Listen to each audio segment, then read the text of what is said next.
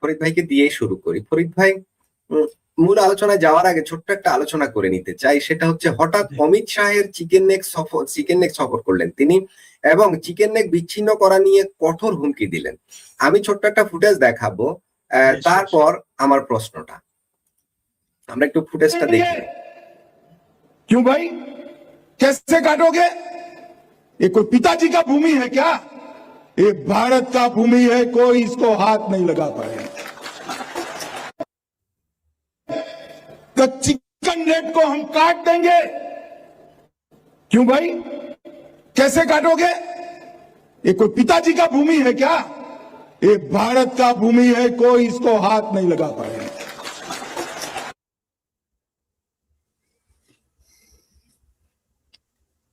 ফরিদ ভাই, হঠাৎ অমিত শাহ চিকেন নেকে এসে এই হুমকি কাকে দিলেন? প্রথমত আমার তো বলির পাঠা বানাইলেন ওই যে যার প্রতিবেশী যিনি, ওই যে আমাদের রাশেদের বাইরে যে প্রতিবেশী ডক্টর ইউনুস আছে, প্রথমে তারে হুমকি দিছে। তারপরে তার প্রতিবেশীর আর এক প্রতিবেশী আছে, চিঙ্কু বাম ছিল আগে, সেই আরেকজন আছে না যে বাংলাদেশের এখন ভাবির পোলাদের এখন পিরানে পীর দস্তগীর কুতুব গাউস কুতুব হয়ে গেছে, সেই ল্যাংটা সুলেমান, তাকে হুমকি দিয়েছে। পাশাপাশি কর্নেল অলিরে হুমকি দিয়েছে। পাশাপাশি যারা উষ্টা খাইতে পড়ে যায়, যারা সকাল বিকাল স্বপ্ন দেখে চিকেন নেক খেয়ে ফেলবে, তাদেরকে তিনি হুমকি দিয়েছে। তবে আমি সেই পুরনো কথাতেই আসি, যা আগে বলেছিলাম এখনো বলি, আমাদের কপাল ভালো যে এরকম একটা শক্তিমান কিন্তু ভদ্র প্রতিবেশী হয়েছি। এমনকি সেই প্রতিবেশীটা ওই যে আমাদের হায়দার সাহেবের, রাশেদ হায়দার ভাইয়ের যে পেছুক প্রতিবেশী আছে, ইউনুসের মতো না। মানে উনি আসলেই ভালো প্রতিবেশী ভারত, তার জন্য আমরা বেঁচে গেছি। নইলে যেভাবে ভারতকে গাল্লা গালি হুমকি ধামকি, ওই যে ভিকারিস্তান পাকিস্তানের, আর ওই যে আরেকজন আছে তুরস্করের সুলতান সুলেমান, মুকুটহীন সুলতান সুলেমান, মানে যার তাজ কয়দিন পরে চলে যাইতেছে, সেই এই পাকিস্তানের তুরস্কের হুমকিতে ধামকিতে আমাদের বাংলাদেশের বাঙ্গুরা যেভাবে চিকরা চিকরি চেঁচামেচি করে, এত অন্য যদি দেশ মনে করেন এই দেশটা আফগানিস্তান বা এই দেশটা পাকিস্তান অথবা এই দেশটা বার্মা, তাহলে তখন বাংলাদেশকে গিলে খেয়ে ফেলতো পানি ছাড়া, গ্লাস ছাড়া। পানিও নিত না, পুলি করে খেয়ে ফেলতো, পুলি করতে করতে খেয়ে ফেলতো বাংলাদেশকে। তো আমাদের কপাল ভালো যে ভারতের গৃহমন্ত্রী তিনি শুধুমাত্র এতটুকুই বলেছেন যে এটা কি তোমার বাপের দেশ, তুমি এই ভূমি নিয়ে যাবা। কথাটা একেবারে ভুল বলে নাই। অবশ্য দেশটা আমাদের বাপদাদারই, তো কারণ ভারত তো আমাদের সবারই বাপদাদারই ছিল। ওয়ারিশ নিতে নিতে দুইটা দেশ বানায় ফেলাইছে। মানে ভারতের ওয়ারিশ নিতে নিতে আমার বাপদাদারা দুইটা দেশ বানাইছে, আরো নিতে চায়। তো ভারতের তো সহ্য হবে না, বড় ভাই আর কত ওয়ারিশ দিবে? মনে করেন যে হায়দার ভাই আঙ্গর বড় ভাই, তো এখন ওয়ারিশ দিতে দিতে আর কতটুকু দিবে? এখন অত বেশি চাইতে গেলে তখন দাম করে বলে টান দিয়ে বলবো যে আমার ওয়ারিশ যে তোদের মধ্যে আছে ওইটাও এখন দে, এটা বলে ফেলবে তখন হায়দার ভাই। তো আমাদের আপনি যে শিরোনামটাও দিয়েছেন যে ভারত চীন মিলে যাচ্ছে, হাসিনা ফেরাত পথ তৈরি হচ্ছে, এমনকি ওই যে যে হুমকিটা দিল, যে যে ঠিকই বলেছেন ভাবির পোলাকেও ছবি দেওয়া হইতেছে, কারণ এই দেশটা হচ্ছে ভাবির পোলাদের, কারণ এই দেশ বঙ্গবন্ধুর না, এই দেশ গোলাম আজমের। কয়দিন পরে দেখেন গোলাম আজমের পোলার ছবি দিবে, তারপরে দেখবেন গোলাম আজমের ছবি দিবে, সাইদির ছবি দিবে, নিজামের ছবি দিবে। এখন ডাইরেক্টর গোলাম আজমের সাইদি নিজামের ছবি দিতে পারে না। তাই আমার ভাবির পোলা যেগুলো জিন্দা শহীদ, মোর্দা শহীদ, পোস্টমর্টম সারার শহীদ, পোস্টমর্টম মালার শহীদ, পুলিশের গুলি খাওয়ার শহীদ, শিবিরের গুলি খাওয়ার শহীদ, এই শহীদদের ছবিতে দুধের সাথে ঘোলে মিটাইতে চাচ্ছে। সাইদির ছবি দিলে তো আচ্ছা, ছবি দেওয়া নাকি হারাম ধরেন? হ্যাঁ, ছবি তোলাও হারাম, পাসপোর্টের ছবি দেওয়া তো কোনো কথাই নেই। ধরেন এই পাসপোর্টে যদি এতক্ষণ কেউ বলতো আওয়ামী লীগ ক্ষমতায়, ধরেন আগামীতে আওয়ামী লীগ ক্ষমতায় আসবে তো বটেই, এসে বললো পাসপোর্টে বঙ্গবন্ধুর ছবি লাগাবো, ওরে বাপরে বাপ, দেখবেন কি সমালোচনা হয়। তো খুব ভালো কাজ করেছে এরা, কারণ আজ পর্যন্ত শেখ হাসিনা বা আওয়ামী লীগ সরকার সাহসই পায় নাই যে বঙ্গবন্ধুর ছবিটা পাসপোর্টে লাগাই, এই সাহস পায় নাই। কিন্তু আমি অগ্রিম প্রস্তাব দিয়ে রাখলাম, আগামীতে আওয়ামী লীগ সরকার ক্ষমতায় আসলে প্রথম কাজ হবে পাসপোর্টে বঙ্গবন্ধুর ছবি রাখা। এটা দিয়ে আমরা বিসমিল্লাহ করবো, কারণ এই পত্র আমাদের দেখিয়ে দিয়েছে। ঠিক আছে, এই পত্র আমাদের দেখিয়ে দিল তারা, যে এখানে এই কোথাকার কোন সাইদ, কোথাকার কারা, কই থেকে উড়ে আসে, হাদি মাদি গাদি ফাদি, কই থেকে কি আসতেছে, এই সমস্ত বস্তা পোশাক রাস্তার কি নালিকা কিরে, তারা যদি পাসপোর্টের ছবিতে আসতে পারে, সেইখানে বঙ্গবন্ধুর ছবি দিলে তো পাপ হবে না, মহাভারত শুদ্ধ হবে না। যাক, ভালোই করেছে। যারা এই যে কমেন্টটাও করেছেন, আমরা প্রাসঙ্গিকভাবে আলোচনা করেছি, তাকে ধন্যবাদ মনে করে দেওয়ার জন্য। আরো ধন্যবাদ আমার ভাবির পোলাদের, আরো ধন্যবাদ ভাবির পোলাদের মামু আকারের, আরো ধন্যবাদ জামাতে হেফাজতের সামরানাই পীরের মুরিদ এবং সেলাদের। কারণ তোমরা ভাই পথ দেখাইলে আগামীতে আমরা বঙ্গবন্ধুর ছবিটা মাশাআল্লাহ লাগাইতে পারবো। বিরাট উপকার করছে, আমি এদের ধন্যবাদ জানাই। কালকে আমি আহা, দিন তো পার হয়ে গেল, আচ্ছা ঠিক আছে, এই উপলক্ষে আগামী শুক্রবার আমি মসজিদে বাতাস আর কদমা পাঠাই দিব। কারণ এই উপকার আওয়ামী লীগের যে উপকার করলো, এই উপকার আমরা 1,00,000 কর্মী, 1,00,000 ভোকালে বলেন তো হায়দার ভাই, আপনি এটা বলতে পারতেন যে পাসপোর্টে বঙ্গবন্ধু ছবি লাগা, ওই সাহস আমরা না। পাইতাম না।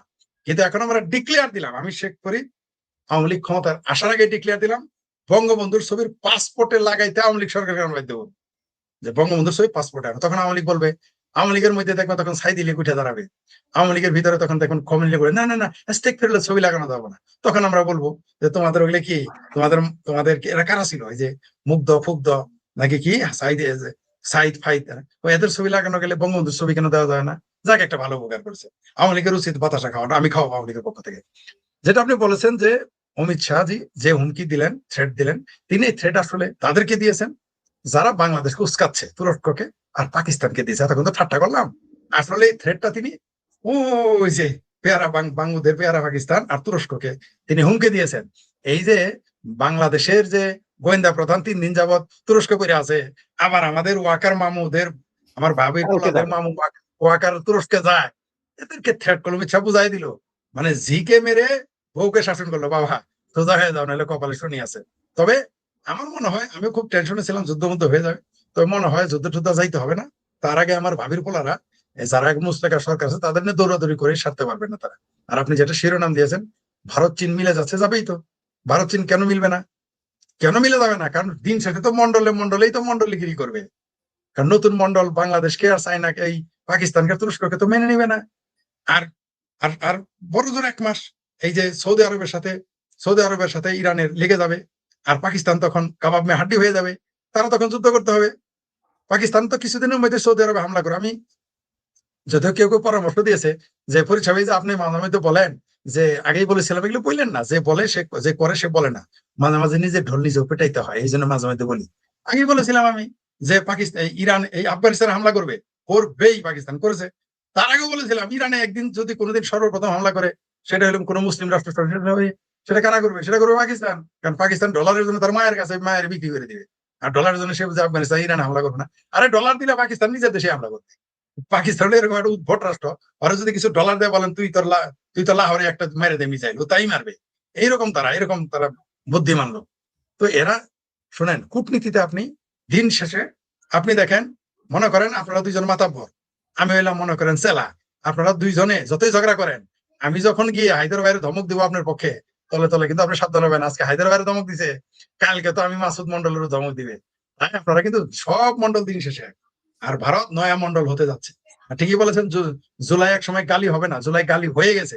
জুলাই মানে গালি, হাদি মানে এই গালি, ঠিক আছে, 36 জুলাই মানে গালি, 5ই আগস্ট মানে গালি।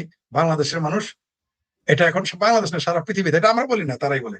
তো এরা মিল হবেই। আমি আরেকটা জিনিস বলে রাখি, আগেও বলেছি এখনো বলি, সেটা আমেরিকার সাথেও এই বাংলাদেশ আওয়ামী লীগ এবং ভারতের সাথে আবারও আগের চাইতে বেশি দহরম মহরম হবে, ঠেকায় রাখতে পারবেন না। কারণ বাংলাদেশের 18 কোটি মানুষের মার্কেট, আবার বাংলাদেশের উপরে যার নির্ভর করে ভারতের 150 কোটি মানুষের মার্কেট, ভারত চায় না, কেউ হারাইতে চাইবে না। যত খাতিরই আমি আপনার যত বড় চামচাই হই, আপনি চামচার জন্য হায়দার মন্ডলের সাথে আপনি ঝগড়া করবেন না।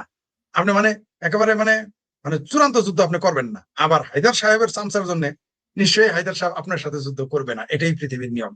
তো বাংলাদেশ কাবাব মে হাড্ডি হতে যাচ্ছে।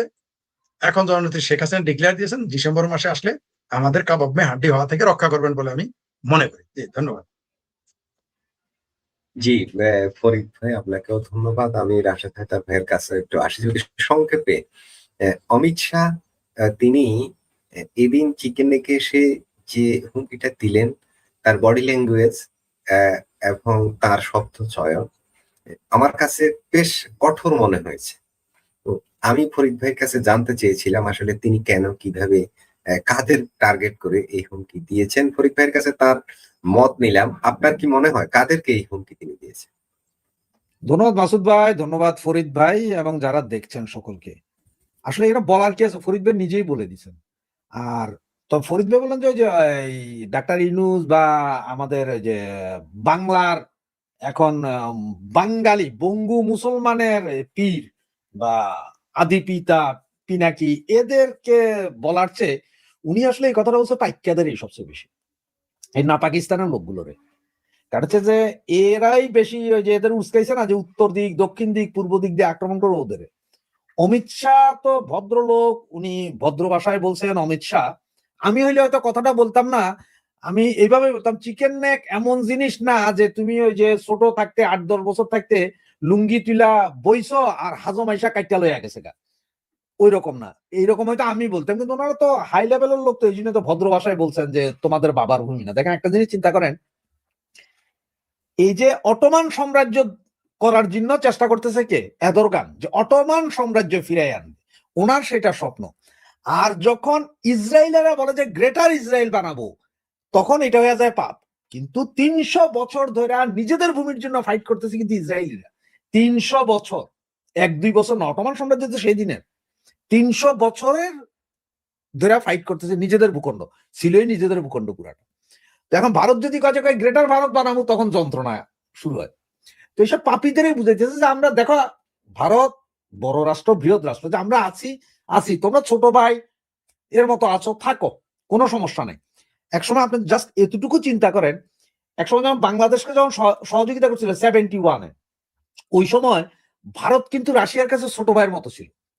কারণ রাশিয়া চিন্তা করতে যে আমেরিকা এবং রাশিয়া দুজনে চিন্তা করলে ফাইট হলে রাশিয়া আর আমেরিকা হবে, কারণ ওরা দুইজন শক্তিশালী।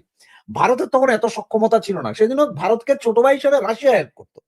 সেই ভারত আজকে এমন হয়ে গেছে রাশিয়ার সাথে কাঁধে কাঁধ মিলাইতেছে, বন্ধু হয়ে গেছে, এখন আর ছোট ভাই নেই। ইকোনমি এত শক্ত ভারতের এখন যে রাশিয়ার চেয়ে শক্ত। তো ঠিক ভারত বাংলাদেশকে বলছিল যে তোমরা ছোট ভাই, তোমাদের রক্ষা আমরা করবো, যা লাগে যখন লাগে সবকিছু করব। সেই জায়গায় আপনি কই থেকে উইরাইসা জুইরা বৈশা চিকেন নেক কাইটা দিবেন, ওই 7 স্টার করে ফেলাবেন, 9 স্টার, পাম্পাস পরা কিছু ভদ্রলোক, এগুলা তো সেনাবাহিনী। আসলে একটা কথা বলতো কি জানেন, আমরা ছোটবেলায় শুনতাম যে সেনাবাহিনীর লেফট রাইট করতে করতে মাথার ঘিলু নাকি গিরাতে চলে আসে। তো ওই ধরনের এইসব লোকজন এরা যখন কয় যে ভারত ভাগ করে ফেলাম, ওই করবো সে করবো, মেডেল লাগায় 500, মেডেল গুলা লাগাইছে এক একটা যুদ্ধে জিততে। সেনাবাহিনীতে যারা আছে এটাকে কোথাও যুদ্ধ করতে তো যাই নাই, মেডেল জিতার কি আছে?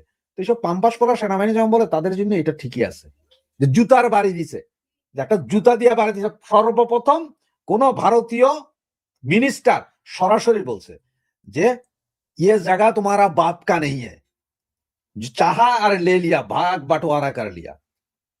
তো ওইটাই বুঝাই দিছে যে তোমরা এইসব চিন্তা করো না।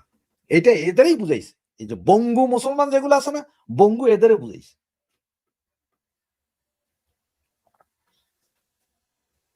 জি, রাশেদ হায়দার ভাই, আপনাকে ধন্যবাদ। আমি ফরিদ ভাই কি ফরিদ ভাই মিউট আছেন? ফরিদ ভাই কিন্তু মিউট আছেন। জি জি, ফরিদ ভাই আনমিউট হয়েছে এখন। ফরিদ ভাই, আমি আসলে মূল যে আলোচনাটা, সেই আলোচনাটায় ঢুকবো এখন। সেটা হলো ভারত চীন সম্পর্কের সাম্প্রতিক একটা পরিবর্তন লক্ষ্য করা যাচ্ছে। এই পরিবর্তনের কারণগুলো কি? মার্কিন যুক্তরাষ্ট্রকে ঠেকানো নাকি অন্য কিছু? যদি সংক্ষেপে আলোচনা করেন ফরিদ ভাই। বলছেন আমাকে? জি জি ভাই, জি ধন্যবাদ। আপনি ঠিকই বলেছেন যে একটা এই যে চীন ভারতের যে ঐক্যতানের আমরা একটা গুজব বা খবর বা সত্যি যে কোনো কিছু আমরা মেসেজ আমরা শুনতে পাচ্ছি বা অনুমান করতেছি, এটা স্বাভাবিক কিছু না। কারণ এই উপমহাদেশে, এশিয়াতে এবং এই দক্ষিণ এশিয়ায় অবশ্যই সে পরাশক্তি অবশ্যই চায় না, এবং উদীয়মান পরাশক্তি, এবং খুব সম্ভবত পৃথিবীতে যে 5টা জায়গায় যদি 6টা পরাশক্তি হয়ে যায় কখনো, সেটা 6 নাম্বারে, সেটা সবাই জানে যেটা ভারত হতে যাচ্ছে। তো এখন উদীয়মান যারা আছে, ওই যে বললাম মন্ডলে তলে তলে কিন্তু মিল থাকবেই। মন্ডলের যতই মারামারি করুক, এক মন্ডল কিন্তু আরেক মন্ডলের নাতিন জামাইরে দেখতে যায়, দাওয়াত দেয়, এটা সত্য। তো এরা খোঁজ খবর নিবে তলে তলে, কারণ এখানে যদি আমেরিকা ঢুকে পড়ে, সেটা কার জন্য ঝুঁকিপূর্ণ হবে? শুধু তো ভারতের জন্য না, চায়নার জন্য। আবার শুধু যে চায়নার জন্য হুমকি তা তো না, ভারতের জন্য। কারণ ভারতীয়রা এখন কিন্তু আমেরিকাকে অবিশ্বাস করা শুরু করেছে, এমনকি খোদ সরকার, আমি যতদূর জানি। তারা কাউকে বিশ্বাস করে না, সহজ এখন আরো করে না। রাশিয়া ছাড়া ভারত কাউকে বিশ্বাস করতেছে না। আবার চায়নাকেও। ভারত, রাশিয়া, আমেরিকা, এই 3টি অদ্ভুত ব্যাপার। ভারত, রাশিয়া এবং আমেরিকা, এই 3টি দেশ সরকারি ভাবে মনে করে যে চায়না তাদের শত্রু। তাহলে চায়নাও তো সেটা জানে তাহলে চাইনাও সেটা জানে যে দেখেন রাশিয়া, আমরা জানি রাশিয়ার সাথে তার বন্ধুত্ব না, রাশিয়া রাষ্ট্রীয় ভাবে তাদের গোয়েন্দা রিপোর্টে রয়েছে, ভারতের গোয়েন্দা রিপোর্টে রয়েছে, এখানে পাকিস্তানকে 1 নম্বর শত্রু বলা নাই। ভারতের যে রিপোর্ট দিয়েছে সেখানে কিন্তু পাকিস্তান 1 নম্বর শত্রু না। বলা হয়েছে যে এই যে একজন লেখছেন, মাঝে মাঝে ভাবির পোলাদের সাথে গল্প করতে গেছি, জি জি জি, এইখান থেকে ছুটে গিয়েছিলাম কিছুক্ষণ আগে। তো ওই যে ভারতের র কি বলেছে, তারা বলেছে যে চায়না হলো তার 1 নম্বর শত্রু। আমেরিকার সিআইএ কি বলেছে যে তার 1 নম্বর শত্রু হচ্ছে চায়না। রাশিয়ার কেজিবি কি বলেছে, বলেছে চায়না। এটা আমি জেনে অবাক হয়ে গেছি, এবং এটা আমার সন্দেহ হয়েছে এগুলো ফেক। পরে খুঁজে দেখি না, এগুলো সত্য, তারা রিপোর্ট এগুলো দিয়েছে। তাহলে এরা এইদিকে মনে করতেছে, তাহলে চায়নাও তো সতর্ক। তার মানে কি চায়নাও এই অঞ্চলে, এই পানিপথে, এই দেখেন পানিপথ দখল করার জন্য তো শ্রীলঙ্কায় ঘাঁটি করেছে, এই পানিপথ দখল করার জন্য পাকিস্তানে ঘাঁটি করেছে, এই পানিপথ দখল করার জন্য আমাদের সর্বশেষ বন্দর নিল, পানি জলবন্দর। ঠিক আছে, এটা তো আপনারা দেখেছেন, নিয়েছে কেন? সে এই ভারত আরব সাগর থেকে শুরু করে ভারত মহাসাগরে তার রাজত্ব কায়েম করতেছে। ওইদিকে অস্ট্রেলিয়া ঢুকতে পারতেছে না, আমেরিকা এবং ভারত এবং জাপানের জন্য, নিউজিল্যান্ডের জন্য, অস্ট্রেলিয়ার জন্য পারতেছে না ওইদিকে, কারণ ওইখানে আবার ভারত বাধা হয়ে দাঁড়িয়ে গেছে। তো ভারত অবশ্যই চিন্তা করবে যে সে ব্যালেন্স করার চেষ্টা করবে যে চায়নাও যেন তার জন্য হুমকি না হয়, আবার আমেরিকাও যাতে ঘাঁটি গেড়ে তার রাষ্ট্রের নিরাপত্তাকে বিঘ্ন না ঘটায়। সেই জন্য তারা অবশ্যই এখানে ভেতরে ভেতরে, মানে বিহাইন্ড দ্য স্ক্রিনে চায়নার সাথে ভারতের একটা আলোচনা যে চলছে, এটা বোঝা যায়। তা না হলে তো তাদের ব্যবসা বন্ধ হইতো। আমরা তো কোনোদিন শুনি নাই যে চায়না মিছিল করছে যে ভারত বয়কট, আমরা ভারতেও কোনোদিন শুনি নাই যে মিছিল করেছে চায়না বয়কট, শুনি নাই। তার মানে কি, তারা এই যে একজন দর্শক এখানে লিখেছে যে ভারত কখনোই চাইবে না এখানে, চায়না কখনোই চাইবে না এখানে আমেরিকা ঘাঁটি করুক, ঠিক তেমনি ভারতও চাইবে না ঘাঁটি করুক। সুতরাং তাদের ভেতরে ভেতরে তো তাদের আলোচনা হতেই পারে, ঐক্যবদ্ধতা থাকতেই পারে, এটা অস্বাভাবিক কিছু না, এটা একেবারে অস্বাভাবিক কিছু না, থাকতেই পারে। আপনি দেখেছেন যে যে 60 দশকে যে পাকিস্তানে কোনোদিনই চীনের সাথে কোনো সম্পর্ক নাই, পাকিস্তানে ঘটকালিতে কি চীনের সাথে কি আমেরিকা প্রীতি করে নাই? 60 দশকে করে নাই? করেছে। 65 যুদ্ধে আমেরিকা কোথায় ছিল? তলে তলে ওইখানে গিয়ে প্রীত করেছিল। সুতরাং রাজনীতিতে যে কোনো কিছু করতে পারে, বিশ্ব রাজনীতি বলেন, ব্যক্তি রাজনীতি বলেন, সমাজনীতি বলেন, রাষ্ট্রনীতি, এখানে তো স্থায়ী বন্ধু শত্রু এগুলো তো আপনি লিখে দিতে পারবেন না যেটা এটা ঘটবেই, এটা আপনি নিশ্চয়তা দিতে পারবেন না। তাই তারা ভারত এবং চায়না আমেরিকাকে ঠেকাতে অবশ্যই সেটা করতেই পারে তারা। জি জি ফরিদ ভাই, রাশেদ হায়দার ভাই, বিষয়টা খুবই রহস্যময়। চীন এবং ভারতের যে দূরত্ব আমরা 5 বছর আগেও দেখেছি, সেটা এখন একদম এই সময়ে এসে অনেকটা পানির মতো সহজ হয়ে যাচ্ছে। এটা কি এই অঞ্চলে মার্কিন প্রভাবকে রুখে দেওয়ার জন্য, নাকি অন্য কোনো কারণ থাকতে পারে? সংক্ষেপে যদি আলোচনা করেন। মাসুদ ভাই, এই ফরিদ ভাই যা বললো, দেখেন এই মুহূর্তে বিশ্বের একমাত্র পরাশক্তি বা ইকোনমিক শক্তি যদি হয় সেটা হচ্ছে যে আপনার আমেরিকা। ঠিক এর পরপর যে ফাইটিংটা আসতেছে সেটা হচ্ছে চায়না। আমেরিকার হচ্ছে যে 387 জন বিলিয়নিয়ার, 387 জন বিলিয়নিয়ার। চায়নার হচ্ছে যে 333 কি 350 জন বিলিয়নিয়ার, ইন্ডিয়ার আর একটু কম। সুতরাং এখানে আগামী 20 বছরে যদি আমেরিকারে কেউ টেক্কা দিতে পারে সেটা হচ্ছে যে একমাত্র চায়না, ভারত না। ভারত হয়তো আরো 20-25 বছর পরে চীনের পর্যায়ে যাবে, এরপরে আমেরিকার পর্যায়ে। সুতরাং আমেরিকার মাথা ব্যথা, সবচেয়ে বেশি মাথা ব্যথা কিন্তু চীনকে নিয়ে। চীনের সবচেয়ে বেশি মাথা ব্যথা যে এই আমেরিকা অলরেডি পাকিস্তানে বসে রয়েছে, ওদের বিক্রি। এখন এসে যদি বাংলাদেশেও বসে তাহলে কিন্তু বিপদ আছে চায়নার, বিপদটা পুরোপুরি চায়না। এইদিকে বাংলাদেশে বসার কি বাকি আছে? রাশেদ হায়দার ভাই, আমেরিকা বাংলাদেশে বসার কি বাকি আছে? না না, এখনো জিও পলিটিক্স এর আপনার ওই চিন্তায় এখনো অনেক কিছু বাকি আছে আসলে। এখনো কিন্তু ওই রকম বসতে আর নাই, যে রকম মিডল ইস্টে যায় বসে গেছে ওই রকম বসতে পারে না। ও আছে মানে কি জানেন, আমেরিকা এখন বাংলাদেশে আছে যে এটা আপনার বাতাসের মতো, আপনি অনুভব করতে পারবেন, নিঃশ্বাস নিতে পারবেন, কিন্তু ধরতে পারবেন না, ছুঁইতে পারবেন না, এটা ওই জায়গায় আছে। সুতরাং এটা মাথা ব্যথা গেছে চীনের। আবার এদিকে ভারতেরও মাথা ব্যথা আছে। আমেরিকা যদি একবার থাকে, কারণ এই আমেরিকা এমন এক দুষ্ট ক্ষত যেটা সবসময় চাইছে যে পাকিস্তান আর বাংলাদেশের মৌলবাদীর উত্থান হোক, এতে হবে কি ওই ইন্ডিয়াকে তটস্থ রাখা যাবে, মানে ইন্ডিয়া সবসময় এটা নিয়ে চিন্তা করবে, অন্যদিকে না, তাহলে তাদের যে গ্রোথ আছে গ্রোথ কমে যাবে। ঠিক চায়নার ওইখান দিয়ে লাগাই রাখছে কিছু না কিছু। এরা দুইজন এই জন্য এক হচ্ছে না, আর যা হবে হোক আমেরিকা আসতে পারবে না। ভারতের সরকার বুঝে, ভারতের জনগণ বুঝে, ভারতীয়রা বুঝে যে ওদের আরো 50 বছর লাগবে চায়নার পর্যায়ে পৌঁছাইতে। এবং তারা সেদিকে যাচ্ছে। তারা এই মুহূর্তে চায়নাকে টক্কর দিতে পারবে না। আর চায়নাও জানে যে তাদের আরো 10 থেকে 15 বছর টাইম লাগবে মিনিমাম যায় আমেরিকার একটা হিট দিতে। সুতরাং এই জন্য চায়নাও সরাসরি হিটিং এ যাচ্ছে না আমেরিকার সাথে। সুতরাং চায়না চিন্তা করলে যে ঠিক আছে, ইন্ডিয়ার সাথে আমরা যদি ব্যালেন্স করি, ওকে আমরা আগাইতেছি, আমরা আমেরিকা, চায়নার টার্গেট আমেরিকা, এদিকে টার্গেট যেটা ইন্ডিয়ারে ঠেকা ওইটা এখন কমে গেছে। যে ঠিক আছে ইন্ডিয়া বারো, ওরাও বুঝে যে ইন্ডিয়া এত তাড়াতাড়ি চায়নারে ইয়ে করতে পারবে না, এক্সিট করে যাবে না।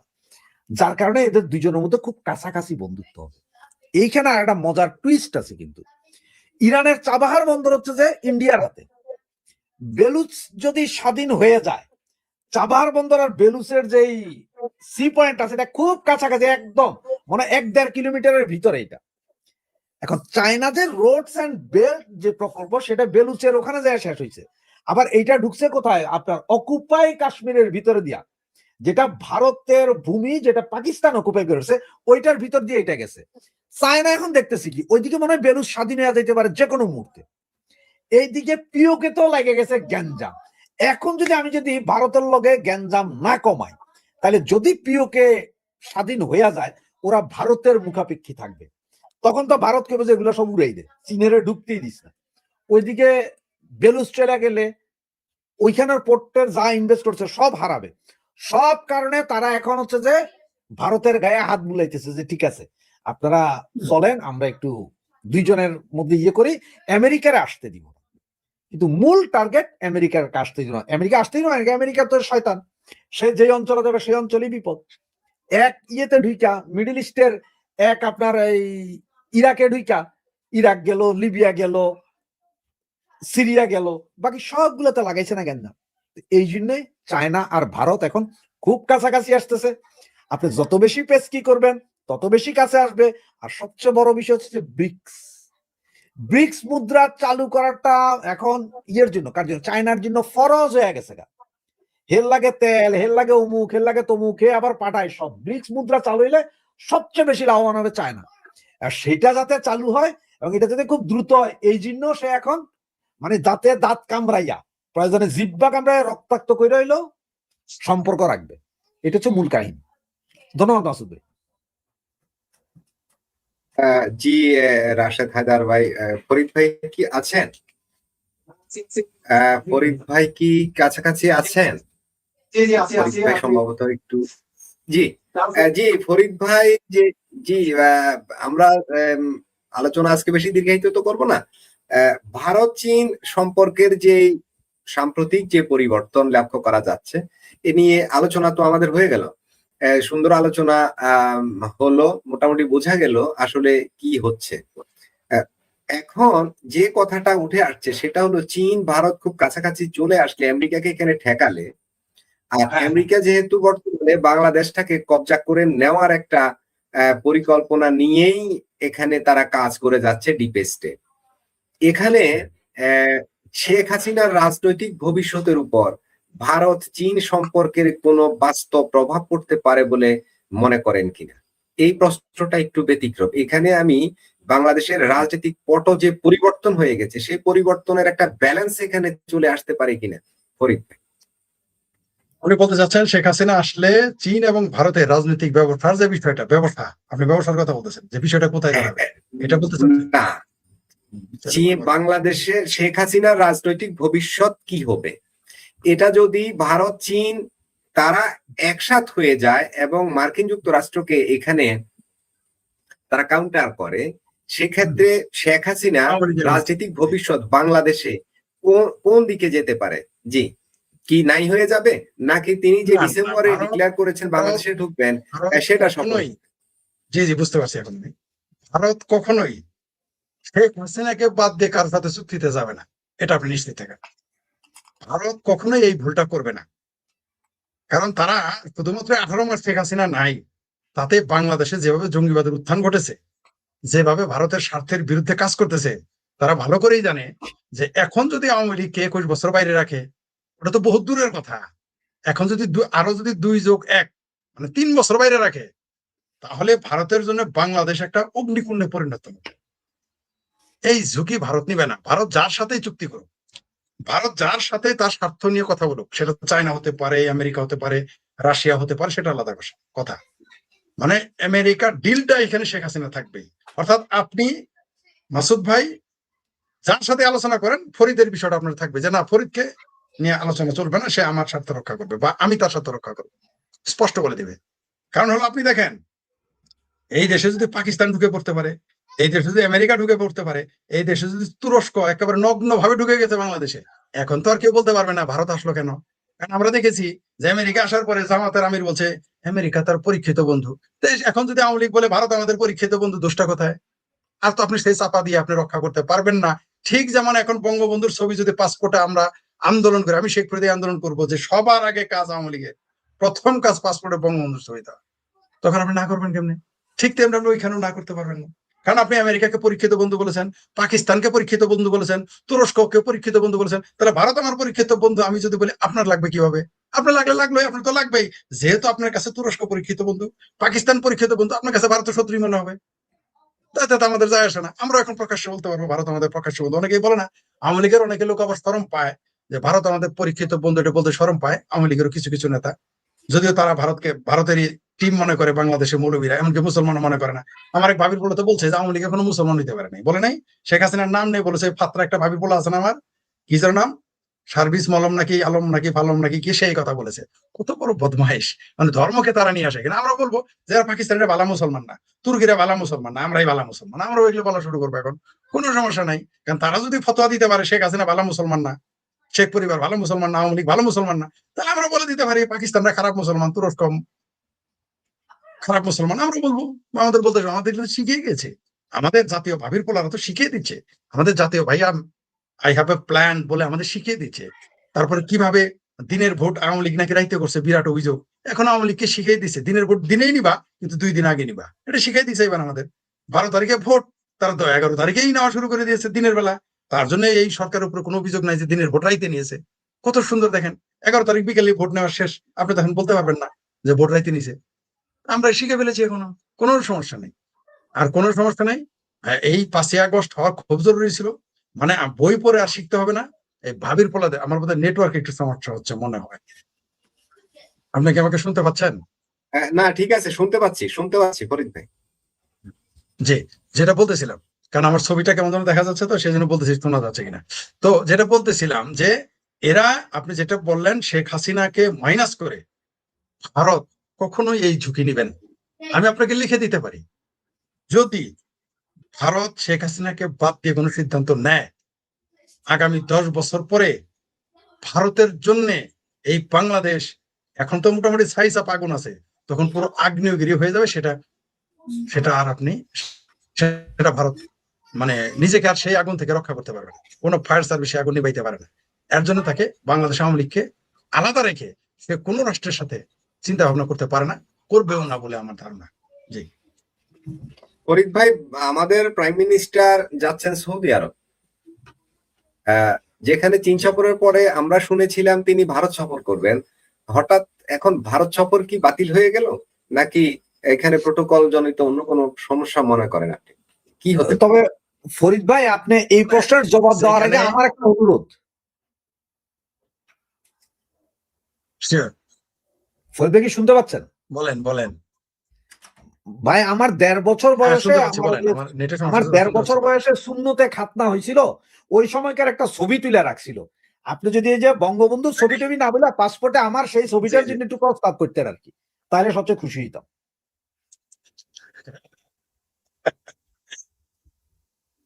যদি কেউ বঙ্গবন্ধু প্রস্তাবে ভেটো দেয়, তখন আমি প্রস্তাব দেব। জি বলেন, যেটা আপনি বলতেছিলেন সৌদি আরব সম্পর্কে, যে সৌদি আরবে তো যাবেই, কারণ সৌদি আরবে না গিয়ে তাদের তো আর জায়গা নাই, কারণ বন্যদের শেষ আশ্রয় হলো ধর্ম।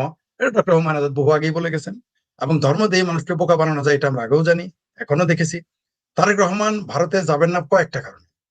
তার প্রথম সিমটম হচ্ছে তুরস্কে তার গোয়েন্দা প্রধান চলে গেছে, সেনা প্রধানও চলে গেছে তুরস্কে, সুতরাং তো ভারত যাবে না, এটাই স্বাভাবিক। কিন্তু ভারত না গিয়ে তিনি তার কফিনে শেষ পেরাকটা মেরে দিলেন, অর্থাৎ তিনি নিজের পায়ে নিজেই কুড়ালটা মারলেন। মানে যাওয়ার সম্ভাবনা ছিল। আমি বলে দেই আপনাকে, আমাকে কে যেন আজকে বললো, একজন বাংলাদেশেরই একজন খুব পড়ুয়া মানুষ, তিনি আমাকে বললেন যে বাংলাদেশ 2টা দেশের সাথে পারবে না। তাই আমি ভেবেছিলাম বলবে সৌদি আরব, আর বলবে ভারত। আমি বললাম কোন দুইটা দেশ? বললো যে সৌদি আরব আর সরি ভারত আর জাপান, এই দুইটা দেশের সাথে যদি বাংলাদেশের সম্পর্ক নষ্ট হয়ে যায়, বাংলাদেশ অস্তিত্ব থাকবে না। আমি বললাম জাপান কিভাবে? পরে তিনি অনেক ব্যাখ্যা দিয়েছেন, সেটা আলাদা কথা। তো 1 নম্বরে কিন্তু তিনি ভারত রেখেছেন। এবং আবারও বলি, তিনি কিন্তু আওয়ামী লীগের সমালোচক। সেই লোকটি আমাকে এই কথা বলেছে, আজকে ফোনে বলেছে। মানে আমি অপ্রস্তুত ছিলাম যে তিনি জাপানের নাম নেবেন। আমি ভাবছি সৌদি আরবের, যেমন আমি বলি না যে সৌদি আরবের সাথে কিছু হলে আমরা না খেয়ে থাকবো, আমেরিকার সাথে, উনি নিলেন জাপানের নাম। যাই হোক, আমি সেটা বুঝতে পারিনি, বা আমার আরো স্টাডি করতে হবে, গবেষণা করতে হবে যে কেন তিনি এটা বললেন। আপনাকে বলি, আমি তিনি ভারতে যাবেন না কয়েকটা কারণে। প্রথমত, ভারতে গেলে তাকে এমন কিছু চুক্তি করতে হবে যা এই ভাবির পোলারা জামাত মানবে না। তখন এখানে হইচই পড়বে, তার কুর্সি পড়ে যাবে। তিনি পড়ে গেছেন মাইনকা চিপায়, ফাটা বাঁশের চিপায় পড়ছে, শ্যাম রাখি না মাকুল রাখি। তিনি যতই সৌদি আরব ঘুরেন, যতই চায়না ঘুরেন, যতই তুরস্ক ঘুরেন, ভারত ছাড়া, যতই সুদূর বুদুর করুক আমার ভাবির পোলা সহ আরো অন্যান্য নেতা নেত্রীরা, ভারত ছাড়া বাংলাদেশ স্থিতিশীল হবে না, হতে পারে না। ওই যে গোলাম পরোয়ার নাকি গোলাম একটা আছে, পাকিস্তানি গোলাম, সে বলেছে যে বাংলাদেশের সব কন্ট্রোল নাকি দিল্লিতে, এবং সত্য, দিল্লিতেই সবকিছুর কন্ট্রোল, এটাই সত্য। এই দেশে যদি চাউল ডাউল না পাঠায়, সৌদি আরব থেকে তেল আইনা খাবেন আপনি? তেল খাইলে তো তেল আপনার বাড়াবো, অন্য কিছু তো আর বেরোবে না, বিষটা বেরোবে না, তেলই বেরোবে। তেল খাইলে তেল তো আর খাইতে পারবেন না। আর পাকিস্তানে তো কিছু হয় না, আর তুরস্ক নিজেই কয়দিন পরে এরুদগানের শেয়ার যায়। সুতরাং আপনি যত কিছুই বলেন, ওনাকে সৌদি আরব ঘুরুক আর যাই ঘুরুক, ঘুরতে দেন। মনে হয় এটাই তার এটাই তার শেষ ঘোরা। সৌদি আরবের ঘোরা এসে যত ঘুরতে মন চায় ডিসেম্বরের আগে ঘুরতে দেন, হজ করতে দেন, উমরা হজ করতে দেন। আজমিরে তো পরে যাবে আর কি, দিন শেষে আজমিরে যাবে, বুঝতে পারছেন, শেষে যাবে আজমিরে। তো তাকে ইরাকের বাগদাদে যাইতে বলেন, আবার ইরানে যাইতে বলেন, তার সব জায়গায় যাইতে বলেন, ঘুরতে বলেন। ডিসেম্বর পর্যন্ত তাকে ঘুরতে দেন, কারণ তারপরে তিনি আর ঘোরার সুযোগ হয়তো পাবেন না। হয়তো তাকে লন্ডনে গিয়ে আবার সেখানেই থাকতে হবে, অথবা তাকে জেলে যাইতে হইতে পারে। সুতরাং তাকে ঘুরতে দেন, কোনো সমস্যা নেই। জি, ধন্যবাদ। হ্যাঁ, ফরিদ ভাই, তো আপনি যেভাবে ওনাকে ঘোরার জন্য সারা পৃথিবী উন্মুক্ত করে দিচ্ছেন, তাহলে আমাদের গঙ্গা তিস্তা চুক্তির কি হবে? তিস্তা ব্যারেজে এই যে হাজার কোটি টাকার, যে হাজার হাজার কোটি টাকার যে প্রকল্প চীন করে দেওয়ার জন্য উন্মুখ হয়ে বসে আছে, সেই প্রকল্পে তিস্তা ব্যারেজে আমাদের পানি আসবে কোত্থেকে? আবার সরকার পরিকল্পনা নিচ্ছে 50,000 কোটি টাকার এই পদ্মা ব্যারেজ। তো এইসব পানি আমরা পাবো কোথায়? যে এইসব টাকাগুলো তাহলে আমাদের কি কাজে ব্যয় লাগবে ফরিদ ভাই? নাকি পানির জন্য ভারতের সাথে আমরা যুদ্ধ করব, পানি যুদ্ধ?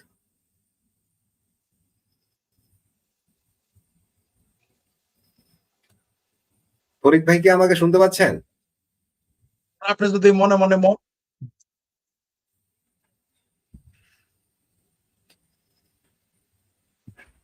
হ্যাঁ, ফরিদ ভাই বারবার মিউট হয়ে যাচ্ছেন তো। আমি শুনতে পাচ্ছি, আমাকে শুনতে আমি তো দেখি আপনি বারবার মিউট হন, এখনো তো মিউট।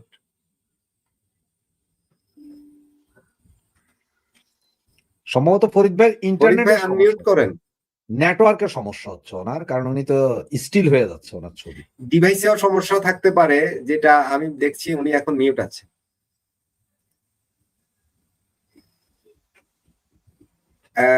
ফরিদ ভাই, জি আচ্ছা, ফরিদ ভাই নেটটা ওনার ইয়েটা কানেকশনটা ঠিক করুক। আমি রাশেদ হায়দার কাছ থেকে এই প্রশ্নের অ্যান্সার নিতে চাই যে ফরিদ ভাই যেভাবে আমাদের প্রাইম মিনিস্টারকে সারা পৃথিবী উন্মুক্ত করে দিলেন যে ভারত ছাড়া সব জায়গায় চলে যান, এখন ভারত হচ্ছে আমার নিকটতম প্রতিবেশী, আমার দেশের সকল পানি নদীর সেগুলোর পানির প্রবাহ আসছে ভারত থেকে।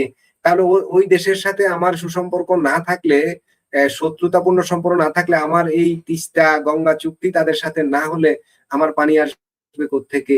আমি যেটা বলছিলাম যে পাকিস্তান যে তিস্তা ব্যারেজের কাজ করার জন্য উন্মুখ হয়ে বসে আছে, যে যত টাকা লাগে নেও, এইটা দাও। আর হচ্ছে ওই যে করিডোরের কথাটা আমি আপাতত ছেড়েই দিলাম, কিন্তু এইখানে তো আমার এই যে পানি তো লাগবে, তাহলে তো আমার ব্যারেজে, তাহলে আর না হয় আমি রাখবো কি, বালি রাখবো? তাহলে এত কোটি কোটি টাকা এখানে আমার ইনভেস্ট করতে যাব কোন লক্ষ্য? আমার লক্ষ্যটা কি? রাশেদ হায়দার ভাই এর মধ্যে আমি আগেও বলেছি যে পদ্মা ব্যারেজেরও প্ল্যান করে ফেলেছে, সেখানেও প্রায় 50,000 কোটি টাকারও বেশি বাজেট বরাদ্দ। তো সব মিলিয়ে পরিবেশ পরিস্থিতি যেটা এখন আসলে কি হতে চলেছে, সামনে আমরা কি দেখবো? কি অন্ধকার দেখতেছি না তো? মাসুদ ভাই, আপনি এই প্রশ্নটা আসার আগে ঠিক যেই প্রশ্নটা আপনি ফরিদ ভাইকে করছিলেন যে আমাদের ভাইয়া সৌদি আরব যাচ্ছে কেন, সৌদি আরব যাচ্ছে জি ভারত বলুন না ভাইয়া? বলুন। ওই জায়গাটা আমি একটু বলি। দেখেন, আইএমএফ যখন পাকিস্তানকে লোন দিল না, আরব আমিরাত যখন প্রেসার দিল যে আমার $3.5 বিলিয়ন ফেরত দিতে হবে, এই টাকার জন্য পাইকারা কার কাছে গেছিল? পাকিস্তানিরা যাইয়া ঠিক সৌদি আরবের পায়ে পড়ছিল যে আপনারা আমাদের বাবা কিছু টাকা দেন, দরকারের সমস্ত সিগনেচার করুন। সৌদি আরব পয়সা দিছিল, আচ্ছা বাইচা বাঁচাই দিছিল পাইকারে। এখন আমাদের তারেক ভাইয়া গেলেন কোথায়? ভারতে প্রথম গেলেন না, গেলেন কোথায়? মালয়েশিয়া। উনি মালয়েশিয়া যাওয়ার লগে লগে ওখান থেকে 2.5 লক্ষ শ্রমিক এখন পাঠাই দিতেছে। পড়ছেনই বিপদে ভাইয়া। গেলেন চায়না, চায়নারে ঠেকানোর জন্য যেখানে আমেরিকা বসে আছে, এখন চায়না যায় ঘুরে ঘেরে এসে আপনি যেগুলো বললেন সব দিতেছে, ভারত যাবে না। এখন আইএমএফ ও পয়সা দিচ্ছে না। গত এই আপনার 7-10 দিন আগের খবর, আইএমএফ ঋণ ছাড় করতেছে না। অলরেডি আমাদের আমির খসরু মোহাম্মদ চৌধুরানী উনি বললেন যে আইএমএফ এর সাথে আওয়ামী লীগ এমন সব চুক্তি করছিল যেগুলা দেশের জন্য খারাপ, আমরা সেই চুক্তি করুন না, এই জন্য আইএমএফ আমাদের পয়সা দিবেন। আসলে আইএমএফ যে পয়সা কেন দিবেন এটা কিন্তু উনিও জানে, আপনিও জানেন, আমিও জানি, সবাই জানে, যে তুমিও জানো আমিও জানি। এখন ওনার তো কিছু পয়সা তো দরকার, পয়সা আনতে হবে। পয়সা আনতে হলে কি করতে হইব? সৌদি আরব যাইতে হবে। সৌদি আরব গেলে আরেকটা লাভ আছে। গতকালকে আমি আপনারই আরেকটা টক শোতে বলছিলাম যে এক সময় ইরাকের রাষ্ট্রপতি সাদ্দাম হোসেন উনি আল্লাহর জানাজা দেওয়ার ঘোষণাও দিছিলেন। সাদ্দাম হোসেন, কিন্তু গুগলে সার্চ করলে পাবেন এগুলো নিয়ে মেসাকা, কারণ উনি তো চরম কমিউনিস্ট। এরপরে উনি আবার যায় বড় পীর খাজা আব্দুল কাদের জিলানির মাজারে যাইয়া নামাজ পড়ে দোয়া করে একটা ছবি দিচ্ছে। সারা মুসলিম বিশ্বে সাদ্দামই বড় নেতা। ঠিক সেম অবস্থা এখন আমাদের তারেক ভাইয়ার। তারেক ভাই এত বছর আরবে মারবে যায় না, তো এই যে বঙ্গু মুসলমান আছে ওখানে যাইবো, উনি ওই যে 3 কাপড়ের এহরাম বানবো, বাইন্দা তারেক ভাইয়া যাইতেছে কোথায়? কাবা শরীফে নামাজ পড়তেছে, এগুলোর ছবি তুলা ব্যাপক হাইলাইট 10-15 দিন চলবে। ভাইয়া হজ করে ফড়ে ফেলাইতেছে, আল্লাহ নামে গেছে, ভাইয়ার লগে আল্লাহ সাওয়ার পাহাড়ে দৌড়াইতেছে, এরকমও লেখবে।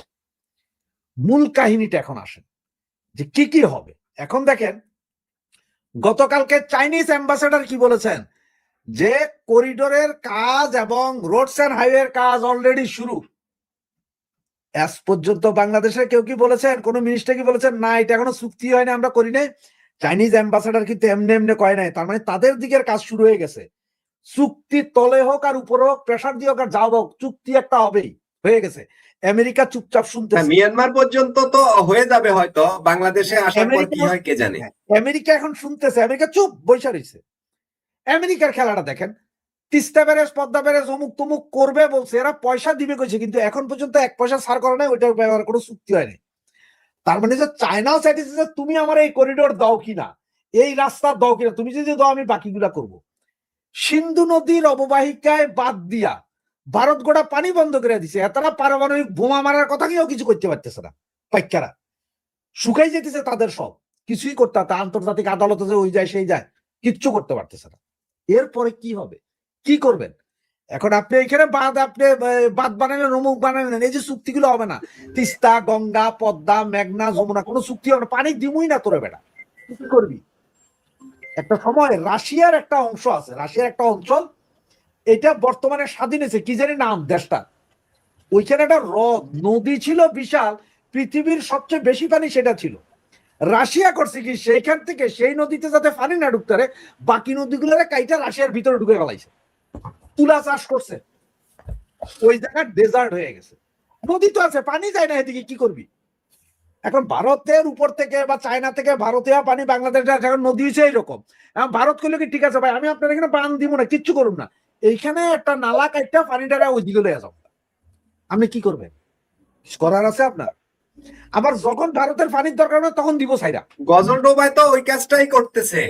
হ্যাঁ, রাশেদ হায়দার ভাই, গজল ডোবায় তো ভারত তিস্তার পানি তো ওইভাবেই ড্যাম নির্মাণ করে ওদিকে সরিয়ে নিয়ে যাচ্ছে অন্য নদীতে। ওইভাবে এই কাজটা তারা যদি শেষ পর্যন্ত যদি টোটাল আমাদের দিকে ঝিরু করে তারা অন্যদিকে নিয়ে যায়, সেক্ষেত্রে আমরা কি করব? আমরা কি পানির জন্য যুদ্ধ করব, নাকি আলাপ আলোচনা করে নেব? আমরা এইভাবে যদি ইগো নিয়ে থাকি, না না ভাই, যেখানে আপনাদের বাবারা পারমাণবিক বোমা নিয়ে বৈশা থেকে হুমকি দিয়েও মারে না, পাকিস্তানের কথা কইতেছি, সেখানে আপনারা যাবেন। অবশ্য আপনাদের কিছু পাম্পাস পরা এই সামরিক সোলজার আছে যারা ওই এক জীবনে পকেট মারতো, এরা পরে সেনাবাহিনীর মেজর জেনারেল হইয়া এখন হুমকি দেয় ভারত খেয়ে ফেলবো, ভেঙে ফেলবো, 12 টুকরো করে দিব, আধা ঘন্টায় চলে যাব। এবার টয়লেটে যাইতে এখনো 6 জন লইয়া যাওয়ার লাগে, 6 জন নিয়ে যাওয়া লাগে এটা টয়লেটে। এরা 4 জনে মিলে খাটিয়া কান্দে লইয়া ঘুরান লাগে, হে যায় ভারত দখল করতে। তারপরে করতে পারেন। দেখেন এখন এই যে এইবার বন্যা হইলো না, শুধু চিটাং শহরে বন্যায় ডুবে গেল। এই যে বর্ষা আসতেছে, ভারত বাঁধ সব খুলে দিল, বা এমন পানি হলো যখন বাঁধে একটা ক্র্যাক দেখা দিল বলে কইলো যে এটা কেন ভাঙিয়া গেছে, নিজেরাই ভাঙি দিল, সব পানি ছেড়ে দিব আপনাকে। ওদিকে কি করবেন আপনারা? করবেনটা কি? আছে কিছু করার আছে। তো তখন পারমাণবিক বোমা ধরে ঠেকাবো, তখন পাকিস্তানের পারমাণবিক বোমাই না বাঁধের উপরে বসায় রাখবো, ঠিক আছে যাবো। হ্যাঁ, পাকিস্তান নিজের বোমা নিজেই মারতে পারে না, আর আপনারা মারবেন। সুতরাং এই যে চুক্তি, এই যে ভারতে গেল না, সৌদি আরবে গেছে, ওই দুইটা কারণে। এক, যেহেতু IMF টাকা দিতেছে না, চায়না টাকা দিবে কইয়া চায়না কইতেছে আগে করিডোরের ঘোষণা আমরা দিয়ে দিছি, এইখানে কান দে তাহলে পয়সা দুমু। আমেরিকা কয়ে যে হারামজাদা তুই কি করতেছিস, আমি দেখতেছি এখন পয়সা দিবো না। IMF টাকা দেয় না, তা আমেরিকার ঠেলায় কয় যে সৌদি আরবের হাত পায়ে ধরে যদি কিছু টাকা নেওয়া যায় দেই। দুর্ভাগ্য হইলে কি জানেন, সৌদি আরবে নাকি রাষ্ট্রীয় সফরে যাইতেছে, যেখানে বাদশার ছেলে যে সালমান, সে শেখ হাসিনার বাদশার বাবা মনে হয় শেখ হাসিনার ক্লাসমেট বা কিছু হবে। বাদশাহ আবার জয়ের বাদশার ছেলে প্রিন্স ও জয়ের ক্লাসমেট। আবার এরা টেনশনে আছে যে কখন ইরানের কোন বোমা কোন সাইড দিয়ে পড়তেছে। সেই সময় উনার রাষ্ট্রীয় সফরে কি ওনার কথা কওয়ার টাইম আছে? কথা বলবে হয়তো 5 মিনিট বা 10 মিনিট কথা কয়ে দেখো এত পকর পকর করার দরকার না, এখন পয়সা দিতে পারতাম না, তুমি যাও হজ করো, ওইখান থেকে বিশেষ ছবি তুলা ফেসবুকে আপলোড করে দাও যে ভাইয়া হজ করতেছে, ভাইয়া দেশ ও জাতির জন্য দোয়া মাঙ্গিতেছে, ভারতের পানি যাতে এমনি চলে আসে দোয়া মাংতেছে, একটা কিছু হবে। এগুলা করতেছে, এগুলো হচ্ছে যে আইওয়াশ নাটক। ভারতে যাইয়েন না আপনি ভাই, ভালো কিন্তু ভারতে যাওয়ার দরকার কি ভাই? ভারতের চাল ডাল আটা লবণ ময়দা তেল কিছু তো নিমুনা, ভারত থেকে আসা কোনো পানিও নিমুনা। আপনি কি করবেন যে ভারতের নদী দিয়া যে পানি আপনার এখানে আসে? একটা কথা আপনারা, আমি মাসুদ ভাই বলি, আমার দর্শকদের উদ্দেশ্য বলি, আমরা কি জানি ভাই, পৃথিবীর সবচেয়ে বড় ওপেন টয়লেটটা কোথায় ভাই? ফরিদ ভাই আপনিই বলেন। ভারতে, ভারত সবচেয়ে বড় ওপেন টয়লেট। এই টয়লেটের পানি আমাদের দেশে আমরা নিব না। না, এই টয়লেট গুলা করে কিন্তু ওই নদী নালা খাল বিলে, তো এই পানি আয় হায় হায় হিন্দু হাগামুতার পানি তোরা খাইয়া বড় হবি। কেন নিবেন ভাই? আপনার তো অজু করলে অজু থাকবে না, বুঝতে থাকবো না, নামাজও হবে না। বাংলাদেশের উচিত নদী নালা খাল বিল সব বান মেরে না, পানি মেরা বন্ধ করে দাও। এই যে বাঁধের ব্যবসা যা আছে, যেমন যে ওনার এক বন্ধু আছে না শাহ আলম, কোন অঞ্চলের জানি চেয়ারম্যান ছিলেন শাহ আলম, ওনার বড় বন্ধু। এ আরামজাদা এখন নাকি 3000 কোটি টাকার টোটাল টেন্ডার বাগাইছে, হে ছাড়া আর কেউ টেন্ডার পায় না, এমন এমন চিজ বাইর করে। এখন বাইর করতেছে কি জানেন? Universal card. মানে লন্ডনে একটা অ্যাপ আছে ইউনিভার্সাল ক্রেডিট, মানে গভর্নমেন্ট বিভিন্ন মানে পোলা পাইনের বেনিফিট, বউয়ের বেনিফিট, অমুক ইউনিভার্সাল কইরা বেনিফিট দেয়, মানে যারা কাজ কাম করে তাদের দেয়। উনি বাইর করছে ওটা ইউনিভার্সাল কার্ড। ফ্রান্সে আছে একটা চিকিৎসার কার্ড, ওটা ভিটাল কার্ড, উনি দিতে পারে তার এক বাবা কার্ড, ওইটা দেখাবেন চিকিৎসা হয়ে যাবে। এগুলা কইরা কোনো ফয়দা নাই। চুক্তি যদি না হয়, আর 2 মাস পরে বাংলাদেশের পরিস্থিতি কি হয় দেখেন। অলরেডি এই পর্যন্ত আজকে পর্যন্ত যেসব 7.5 লাখ গার্মেন্টস শ্রমিকের বেতন চলে গেছে। আর সবচেয়ে মজার বিষয় একটা বলি ফরিদ ভাই, গতকালকে যেহেতু আপনারা সবাই জানেন যে আমার ওয়াইফ হসপিটালে ছিল, আমি ফোন দিয়ে আপনারা বললাম, বলেছেন জি, আর হসপিটালে থাকার কারণে সারাদিন পোলা পাইনা আমার সাথে না, হসপিটালের পাশে একটা প্রাইমার্ক আছে, বিশাল প্রাইমার্ক। প্রাইমার্কে আগে ঢুকলে কাপড় সব মেড ইন বাংলাদেশ পাওয়া যেত ভাই। গতকালকে সর্বপ্রথম যাইয়া দেখলাম প্রাইমার্কে প্রচুর পরিমাণ কাপড় আছে মেড ইন চায়না, যেটা আমি গত 15 বছরে দেখি নাই। সারা ইউরোপ ইংল্যান্ডের কোথাও দেখি নাই কোন প্রাইমার্কে চাইনিজ কাপড় আছে, সব Bangladesh, made in Bangla, made in Bangla, made in Bangladesh. গতকালকে যাই দিয়েছে ভাই jacket China, T shirt China, shirt China. আমি এটা কিনছি, শার্ট এটা কিনছি আমি, দাম তো একই। তাইলে আমাদের গার্মেন্টস কই যায় ভাইয়ারা? সস্তা হইতে পারে। এবং এই যে আজকে প্রাইমার্ক হচ্ছে যে ইউরোপের গরিব যাদের বলি, মানে আমরা গরিব ইউরোপে, আমরা তো পয়সা কাম করে যা পাই, এই গরিবের সবচেয়ে বেশি লেটেস্ট মডেল করার জন্য প্রাইমার্ক হচ্ছে যে সবচেয়ে সেরা, মানে আমরা কিনি। ওই যেমন আজকে পেপারে দেখলাম যে কি কয় আপনার এটা জাবেদের বাসা ক্রক করে 300 কোট পাইছে, 100 সালোয়ার কামিজ পাইছে, তো এটা পরে আমার বউ কইতেছে কি গো তোমারও তো কোট, অনেক কোট আছে যেগুলো পরো না, মানে 100-150 উপরে আমারও কোট আছে বাসায়, পরি না। ওই ইমিগ্রেশনে কাজ করার জন্য আমরা কালা কোট কিনতাম, 5 পাউন্ড 7 পাউন্ডে কিনতাম। আচ্ছা ভালো লাগে না, ধর এটা আরেকটা লইয়া লই। কোনোদিন ভুলে গেছি ওই দোকান থেকে কিনা লইয়া ফিরে ঢুকে গেছি। ইন্টারেস্টিং। আমার কাছে আছে 150 সালোয়ার কামিজ, আমার বউয়ের কাছে আছে, এবং ওই আমার কইতেছে তোমার টি শার্ট যদি গনে, গেঞ্জি আর শার্ট, তাহলে তো মনে হয় বাংলাদেশ ফেল, কারণ এমন এমন গেঞ্জি আছে 20 বছর আগে গেছে, আমি কোনোদিন পরিও নাই, দাগ পড়ে গেছে এখানে বাজে থাকতে থাকে। এগুলো সব খবর বাংলাদেশে। কি যে হবে দেখতে থাকেন। তারেক ভাইয়া সৌদি গেছে হজ করতে দেন, ওখান থেকে ইসলাম জিন্দা হতা হয় আর কারবালাকে বাদ, আল্লাহ আল্লাহ করেন ভাইয়া ওখানে থাকা অবস্থায় যাতে ইরান কোনো বোমা বা ড্রোন ওখানে মাইরা না দেয়, তাহলে কিন্তু বরবাদ। না মারলে সমস্যা হবো না, কারণ পাকিস্তান ফিরাবো কি তো। রাশেদ হায়দার ভাই, রাশেদ হায়দার, আমি ফরিদ ভাইয়ের কাছে জানতে চাইছিলাম, কিন্তু ফরিদ ভাই তো ওই ডিভাইস বোধহয় অন্য কোন ডিভাইসে ঢুকছিলেন, এখন ডিভাইস ঠিক আছে। না না, ডিভাইসের প্রবলেমই ছিল, আবার কিছু ডিভাইস প্রবলেম ছিল। এখন তো একদম ক্লিয়ার এইচডি কোয়ালিটির ছবি দেখা যায় আপনার। জি জি, আমি ডিভাইস চেঞ্জ যেটা বলছিলাম, রাশেদ হায়দার ভাই কিন্তু ওনার মতো করে বিশাল ফিরিস্তি টেনেছেন। আমি এত লম্বা করে আমার দরকার নাই, খুব সংক্ষেপে এই ব্যাপারটা, বিশেষ করে আমি আপনি শুনেছেন কিনা আমার প্রশ্নটা আমি জানি না। গঙ্গা তিস্তার চুক্তির কি হবে? আপনি যেভাবে আমার প্রাইম মিনিস্টারকে সারা পৃথিবী উজাড় করে দিলেন শুধু এক্সেপ্ট ভারত, তাহলে ভারত মানে কি ভারতকে আমরা শত্রু বানাবো, এটাই তো? নাকি শত্রু হয়ে গেছে, নাকি হতে চলেছে? তাহলে ভারতের সাথে আমার স্বার্থ সংশ্লিষ্ট অনেক ব্যাপার তো রয়েছে, সে তো আমার প্রতিবেশী না। সে লাউড স্পিকারে গান ছাড়লে আমার ঘুমের ডিস্টার্ব হয়, সে আমার প্রতিবেশী, তার সাথে আমার শুরু থাকতে হবে, ভাইয়া একটু আস্তে করে দাও, আমি ডিউটি করে আসছি, একটু ঘুমাতে হবে, ম্যানেজ করে নিতে হবে, তাই না? তো গঙ্গা তিস্তা চুক্তির কি হবে? তিস্তা ব্যারেজে যেটা চায়না করে দিবে, সেখানে কত হাজার হাজার কোটি টাকার চায়না বিনিয়োগ করার জন্য অলরেডি বসে আছে। তো এখানে যদি এই ব্যারেজ হয়, এত টাকা বিনিয়োগ হয়, সেখানে আমার পানি যদি না আসে, ভারত যদি সেখানে আমার শত্রু হয়, সে তো আমাকে আটকাবে, পানি দিয়ে আটকাবে। বলে না ওদের ভাতে মারবো পানিতে মারবো, বঙ্গবন্ধু বলছিল না? এখন আবার আমাদেরকে ভাতে মারতে চায়, পানিতে মারতে চায়, তাহলে আমার মানে আমরা সেটাকে কিভাবে কভারেজ দেব? বললেন রাশেদ হায়দার ভাই, আমাদের প্রাইম মিনিস্টার গেলেন সৌদি আরব, কি জাকাতের টাকা, সৌদি আরবের জাকাতের টাকা দিয়ে কি দেশ চলবে? আমার বিনিয়োগ আসবে কোত্থেকে? জি ফরিদ ভাই, আমি পানির বিষয়টা জি জি জি বলতেছি, জামাতের আমি তাকেই বলি, জামাতের এক নেতা বলেই রাখছে তো, তাহের নাকি ফাহের, সে তো বলছে বাংলাদেশকে জাকাত আইনা খাওয়াবে, তো সমস্যা কি? নাম্বার 1। এবার আসি পানিতে। মানে আপনি যত দৌড়াদৌড়ি করেন, যত ঘরই আপনি লেপেন, আপনার দুয়ারে যদি কালি থাকে, সারা ঘর যতই লেপেন, মানুষ কিন্তু ওইটা দেখবে না।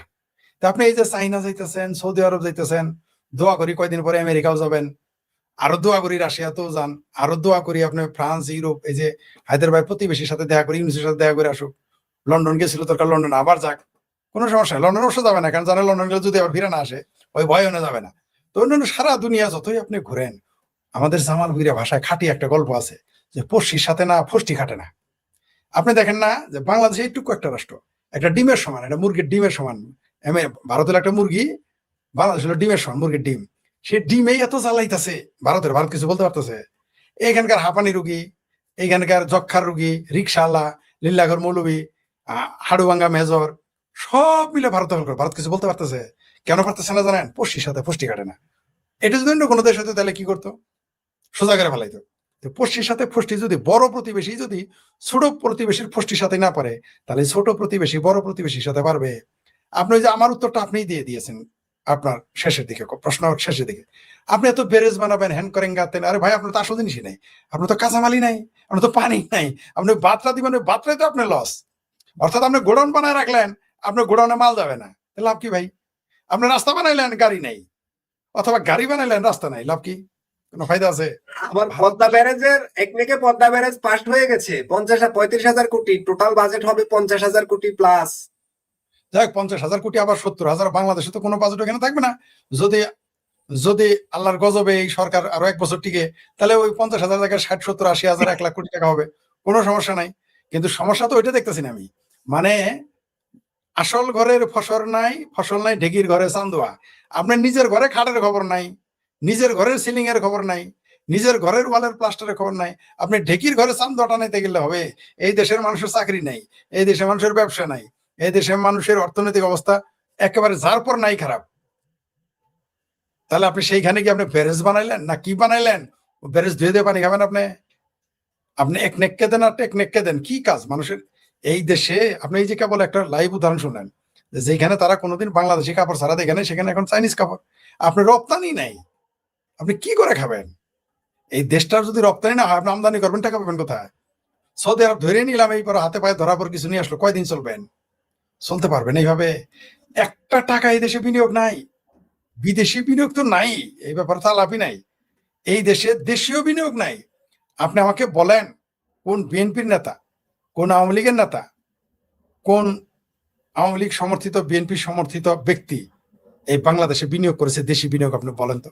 বরং আমরা দেখলাম বাংলাদেশের একজন অস্ট্রেলিয়ান বাংলাদেশি বংশোদ্ভূত অস্ট্রেলিয়ান, সে 4 লক্ষ কোটি টাকার বিনিয়োগ করবে মোদির ভারতে। বাংলাদেশে তো 4,000 কোটি টাকা বিনিয়োগ করতে শুনলাম না। তো যেই দেশে না দেশি বিনিয়োগ আছে না বিদেশি বিনিয়োগ আছে, সেখানে বাদ চাঁদ পর্যন্ত নিয়ে যান, আপনি ওই বাদ উড়াইতে উড়াইতে উড়াইতে উড়াইতে আকাশের চাঁদ পর্যন্ত ঠেকান, তাতে কার কি যায় আসে? কার লাভ আছে? লাভের মধ্যে এটুকু হবে, ওই যে একজন বলেছে যে রেলের কোনো কিছু না করতে 313 কোটি টাকা মায়ের ভোগে চলে গেছে। আরে ভাই, এখনো যে বাংলাদেশের রেল লাইন আছে, এটাই তো আমার কপাল। আর একটা উদাহরণ দেই, বিএনপি ক্ষমতায় আসলে রেল লাইন হাওয়া হয়, আমাদের এলাকা থেকে দেখছি, নিজের চোখে দেখছি এগুলো। রেল লাইনই খাই ফেলে, তো দেখেন অন্তত কপাল ভালো যে রেল লাইনটা খাই ফেলে নাই। এইটা দেখেন, টাকা খাইছে তো টাকা খাবেই, আর 17 বছর ভোগা নাঙ্গা, আর তো খাবেই। এদের খাওয়ার সুযোগ আর ডিসেম্বর পর্যন্ত, যত খাইতে পারে, কি করবে আর? না আছে দেশি বিনিয়োগ, না আছে বিদেশি বিনিয়োগ, এখন তো সরকারের টাকাই খাবে, তাছাড়া তোর উপায় নাই, জনগণের টাকাই খাবে, তাছাড়া তোর উপায় নাই। তো আপনি যেটা বললেন, এই ব্যারেজ বলেন আর যাই বলেন, বরং ভারত যখন বাংলাদেশের বিরুদ্ধে আরো শক্ত অ্যাকশনে থাকবে। এখনো তো ভারত কোনো সরাসরি অ্যাকশনে যায় নাই, ভারত তখন এখন তো ইনডাইরেক্ট আসতেছে, তাও ইনডাইরেক্ট কয়টা পদ্ধতি নিছে সে এখন ব্যস্ত আছে পাকিস্তানকে টুকরা করবে। ভারতের ভিতরে কিছু লোক আছে, ভারতের এই টিক্র হোঙ্গা ইনশাল্লাহ ইনশাল্লাহ স্লোগান দিত, বাংলাদেশের লোক ভারত খায়া ফেলাবে গিলে। তো ওই দিক দিয়ে ভারত আস্তে আস্তে পাকিস্তান, কেউ কেউ গজওয়াতুল হিন্দ করতে চায়, মার্শাল ওইদিকে ভারত গজওয়াতুল পাকিস্তান করে ফেলছে। তো ভারত তো তার ওইদিকে চিন্তা নিয়ে ব্যস্ত আছে। এখন দেখেন আর কিছুদিন যাক, যাওয়ার পরে দেখেন এগুলো চুক্তি আরো করতে বলেন, আরো ঘাঁটি দিতে বলেন, আরো করিডোর দিতে বলেন, আবার বলি পশ্চির সাথে ফষ্টি খাটবে না। সে আমাদের ভাতেও মারতে পারবে ভারত, পানিতেও মারতে পারবে, পানি দিয়েও মারতে পারবে, পানি না দিয়েও মারতে পারবে। এটা জিনিস মনে রাখেন, ভারতের সাথে ফষ্টি খাটবে না। জি, ধন্যবাদ। ফরিদ ফরিদ ভাই, ভাই, পানি ফরিদ দিয়ে ভাই, মারবে মানে এই যে আগামুতার পানিগুলো দিয়া, জি জি জি নোংরা দুই পানি একটা দিয়া। কমেন্ট একটু নেই। ফরিদ ভাই, আমরা তো শেষ পর্যায়ে চলে আসছি, আমাদের সময়ও শেষ। দুই জি, একটা প্রশ্ন নেই, সংক্ষেপে 1-2 মিনিট করে যদি আমরা একটু আলোচনা করি আর কি। জি। সেটা হচ্ছে যে ভারত, চীন ও রাশিয়া এক এক মঞ্চে যাচ্ছে, একজন মন্তব্য করেছেন। আরেকজন মন্তব্য করেছেন, ভারত, চীন, রাশিয়া একজোট হবে মনে হচ্ছে, কারণ আমেরিকা এখানে ঝেঁকে বসলে ভারত চীনের সমস্যা। সমস্যা, হ্যাঁ, এই ঠিকই দুটো বলেছেন। প্রশ্নকে একসাথ করে যদি মন্তব্য করেন ফরিদ ভাই, উনি রাশেদ ঠিকই হায়দার বলেছেন। ভাইও করবেন একই জি সাথে, জি ঠিক জি, আছে? হ্যাঁ হ্যাঁ, ভারত, চায়না এবং রাশিয়া, তারা, ভারত আর রাশিয়া তো পরীক্ষিত বন্ধু একে অপরের। ভারতের সাথে তার রাশিয়ার সামরিক চুক্তি রয়েছে, এই মুহূর্তে 5,000 রাশিয়ান সৈন্য ভারতের ভিতরে অবস্থান করতেছে, তাদের দীর্ঘমেয়াদী সামরিক চুক্তি, এবং তারা পরস্পরের পরীক্ষিত বন্ধু। ভারতের যে কোনো বিপদে রাশিয়া দাঁড়িয়েছে, যে কোনো বিপদে। আবার চায়না এখন ভয় পাচ্ছে যে যদি কোনো কারণে, যেটা আমাদের দর্শকেরাই আমাদের কথাগুলো বলে ফেলেছেন, ওগুলো আমাদেরও কথা, আমরা তো মহাপণ্ডিত এখানে, দর্শকেরাও বোঝা, আমাদের এখানে অনেক বিজ্ঞ দর্শক থাকেন, তাদের সাথে আমরা একমত। এখানে তাদের ভারত, রাশিয়া, চায়না তাদের নিজের স্বার্থে ঐক্যবদ্ধ হতে যাচ্ছে। তাদের ভিতরে যে বিরোধ নাই তা বলছি না, ভারত, রাশিয়া, চায়নার ভিতরেও বিচ্ছিন্ন কিছু বিরোধ রয়েছে। আমি আগেই তো বলেছি, ভারতের গোয়েন্দা সংস্থা, রাশিয়ার গোয়েন্দা সংস্থা রিপোর্টে চায়নাকে 1 নম্বর শত্রু দেখানো হয়েছে। তারপরেও আঞ্চলিক স্বার্থের কল্যাণে, যেমন মনে করেন যে জামালপুর, ময়মনসিংহ এক হয়ে যায় নিজেদের স্বার্থে, আপনি রাজশাহীতে যদি পেটান বা ঢাকাতে গিয়ে যদি পেটান, তাহলে তো টাঙ্গাইল, ময়মনসিংহ, জামালপুর এক হয়ে যাবে।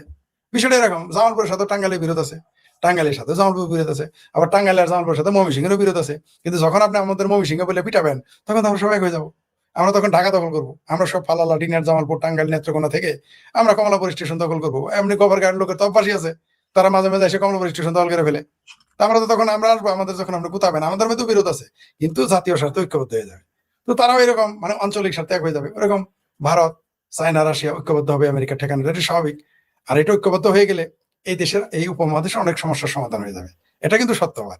এই 3 দেশ যদি তারা ভেতরে কোনো ঐক্য করে, এই দেশের অনেক সমস্যার সমাধান হয়ে যাবে। পাকিস্তান ভাঙতেছে, ইরানের সাথেও লেগে যাবে। পাকিস্তান ইরানের সাথে লাগার 1 মাসের মধ্যে দেখবেন পাকিস্তান কয়েক টুকরো হয়ে যাবে।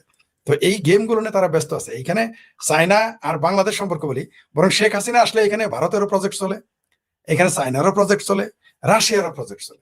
মানে ভারতই হচ্ছে, মানে আওয়ামী লীগ সরকারই হচ্ছে ব্যবসায়ীদের জন্য একটা প্রকৃত প্ল্যাটফর্ম।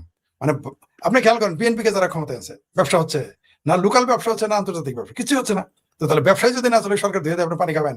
পোলার আপনি বিয়ে করাইলেন, পোলার বইয়ের বাচ্চা হয় না, তো তার একটা আমরা পোলার হাঙ্গা করাবেন, এটাই স্বাভাবিক মানে আমাদের দেশের প্রেক্ষাপটে।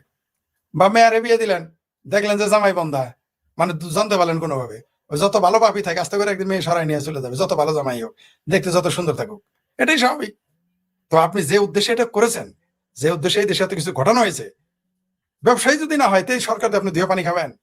একমাত্র যেমন এই যে যখন তারেক রহমান থাকবে, এখানে জঙ্গিবাদী সমস্যা থাকবে, ব্যবসা হবে না, তাহলে একসাথে 2টো সমস্যা। কিন্তু যখন অন্তত শেখ হাসিনা সরকার থাকে, জঙ্গিবাদীরাও ভয়ে থাকে, ব্যবসা বাণিজ্য হয়, তো তাহলে মানুষ তো এটাই যাবে। চায়না দেখবে কি রে ভাই, ভারত শেখ হাসিনা ছিল, আমার ব্যবসা তখন হয়েছে, এখন বাংলাদেশ থাকতে আমার ব্যবসা হয় না, তখন কি করবে? তো সঙ্গত কারণেই এই তাদের চুক্তি 3 দেশের ঐক্য হয়, এটা প্রভাব পড়বে বাংলাদেশে। শেখ হাসিনার জন্য কি, এটা শেখ হাসিনার জন্য পজিটিভ হবে। জি, ধন্যবাদ। জি, রাশেদ হায়দার ভাই, এই বিষয়ে কি কোনো কমেন্ট আছে? না, সব ফরিদ ভাই জি, যা বলছে তার সাথে আমি পূর্ণাঙ্গ একমত। জি, আরেকটা কমেন্ট নেই, আমরা ছেড়ে দিব। তো বাংলাদেশ পড়েছে ফাটা বাঁশের চিপায়, হায় আল্লাহ খালেদ। রাশেদ হায়দার ভাই, এটা আপনি কমেন্ট করুন। বাংলাদেশ আসলে কি ফাটা বাঁশের চিপায় পড়েছে? ফরিদ ভাইয়ের অ্যানালাইসিস থেকেই কিছুটা এমনটা বোঝা যাচ্ছে মনে হয়। ফরিদ ভাই বলছিলেন দর্শকরা বুঝে, দর্শকরা আমাদের চেয়ে কম বুঝে না, কম বুঝলে তো আর দর্শকরা এসে এই ধরনের কি বলে বক বক শুনতো না। বক বক শোনা মানুষরা তো, ওনারা তো গিয়ে ড্যান্স দেখতো, গান শুনতো, একটা নাটক দেখতো। কিন্তু এটা শুনে মানে কি, মানে হচ্ছে তিনি এগুলো বুঝেন, এই বিষয়গুলো বুঝেন, কমেন্ট করে আমাদের সাথে শেয়ার হন। অবশ্যই। আবার যারা বুঝে না, তারা এসে ফুট করে একটা গালি দিয়া কেটে পড়ে, অথবা কিছুক্ষণ বসে থাকে আরেকটা গালি দেওয়ার জন্য। তবে এদের সংখ্যা খুবই কম, নগণ্য। ধরুন যদি আজকের আলোচনায় যদি আমার 500 কমেন্ট হয়ে থাকে, তাহলে 2টো কমেন্ট আছে ওই যে গালি দিছে, ওরা ভুল ক্রমে ঢুকে পড়েছে এখানে, ওইটাই। তো রাশেদ হায়দার ভাই, বাংলাদেশ পড়েছে ফাটা বাঁশের চিপায়, হায় আল্লাহ খালেদ, এটা একটু কমেন্ট করবেন 1 কি 2 মিনিট। ঘটনা হয়েছে কি, ওই একটা সঙ্গীত প্রোগ্রাম চলতেছিল, তো শিল্পী উঠছে, উনি খুব নামকরা শিল্পী, পৃথিবীর বিখ্যাত শিল্পী। তো উনি গান শুরু করছেন প্রথমে, যে প্রেমের মরা জলে ডুবে না। ওই সময় ওই জায়গায়, যে জায়গায় প্রোগ্রাম হতো, ওইখানকার থানার ওসি হে দাঁড়াইছিল, হে শুনলো প্রেমের মরা জলে ডুবে না, হে কোনো কথাবার্তা না কইয়া স্টেজে উইটা শিল্পীরে শিল্পী কিন্তু কেন মারলেন স্যার, আমি তো ওয়ার্ল্ডের বিখ্যাত শিল্পী। কয় হারামজাদা, তোর এই প্রেমের মরা কত বড় ডেড বডি, দিলে সব ডেড বডি ডুবে যায়, ঠিক আছে প্রেমের মরা জলে ডুবে না। কয় ঠিক আছে স্যার, তাহলে এই গান বাদ, আমি আরেক গান গাই। কয় যে হ্যাঁ গা। এইবার হে কইলো, ভেঙে মোর ঘরের চাবি নিয়ে যাবি কে আমারে। ভাই এবার এই পুলিশটা আবার মাইর। কয় স্যার আবার কেন মারেন স্যার, এবার তো অন্য গান গাইছি। কয় হারামজাদা, তোর যদি চাবি ভেঙে যায় তাহলে তালা খুলবো কে রে আলা। বাংলাদেশের অবস্থাটা ঠিক ওই রকম হয়েছে, এমন প্রেমে পড়ছে ভাই, না পারতেছে গিলতে, না পারতেছে উগলাইতে, গলার এখানে। ইরান রে যেমন, ওই যে আমেরিকা যেমন মনে করছিল যে ওই রাষ্ট্রপতি তুলে নিয়ে গেছে, দেশ আমার ভেনিজুয়েলা, ইরানে বোমা হামলা করে মনে করছে যে খোমেনি মরে গেলে তো হাদিয়া আয়াতুল্লাহ শেষ। এখন এটা যে ইরান যে গলার কাটা হয়ে গেছে, এইটা বুঝা নাই। ঠিক বাংলাদেশের অবস্থা এটা, কাটা এমন জায়গায় দিচ্ছে, না পারতেছে গিলতে, না পারতেছে উগলাইতে, কিছুই করতে পারতেছে না, অপারেশন করেও লাভ হইতো না। সব এখন উপরওয়ালার হাতে, আল্লাহ আল্লাহ করতে থাকেন, দেখেন উনি কি করে, কি দেয়।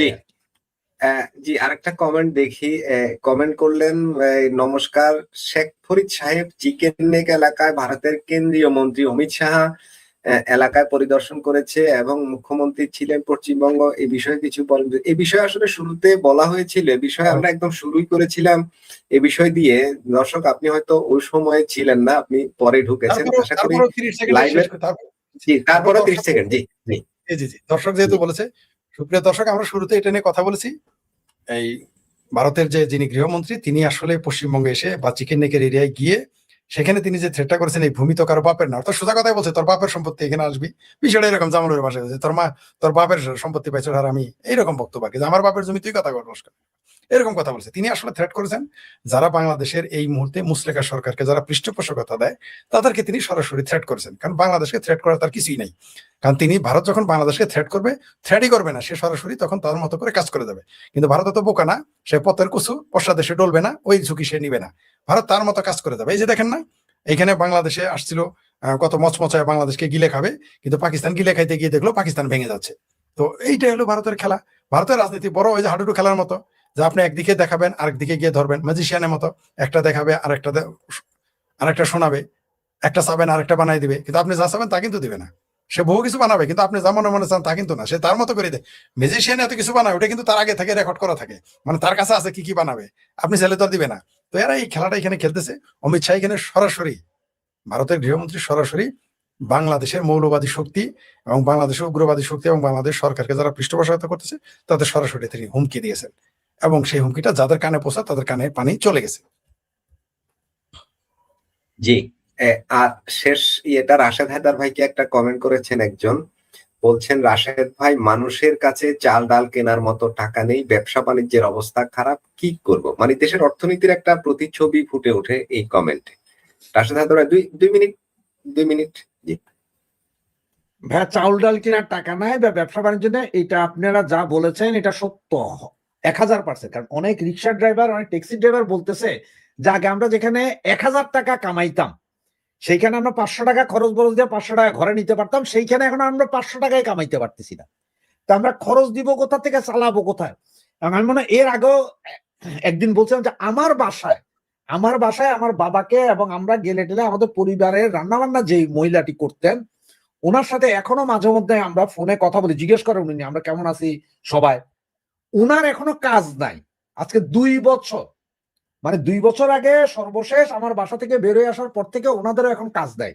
তুমি বলতে যাবে আমি কি কাজ করব, আমার 2টা মেয়ে গার্মেন্টস লাগে, তারাও ঘরে বসে গেছে। মানুষের অবস্থাটা এরকম। সুতরাং পৃথিবীর কোন দেশ ব্যবসা বাণিজ্য যাই করবে করুক, সরকার কি স্বৈরাচার না সরকার ওইরাচার সেইটা দেখে না, দেখে যে এই সরকার কতদিন স্টেবল করবে, কতদিন থাকতে পারবে। আপনি যখন দেখেন, আপনি যদি দেখেন যে একটা ব্যাংকে আপনি 10 টাকা রাখবেন, আপনি যদি দেখেন যে এই ব্যাংক কালকেই মনে হয় শালা ফুটে যাবে, আপনি টাকা রাখবেন না। আর আপনি দেখেন যে এই ব্যাংকে কোনো লাভই হয় না, কিন্তু শালা এই মনে আর 100 বছর বাইচা যাবে, তারে কিন্তু 10 টাকা রাখবেন এখানে। রাইট। সুতরাং ব্যবসা বাণিজ্যটা হয় স্টেবল গভর্নমেন্টের উপরে।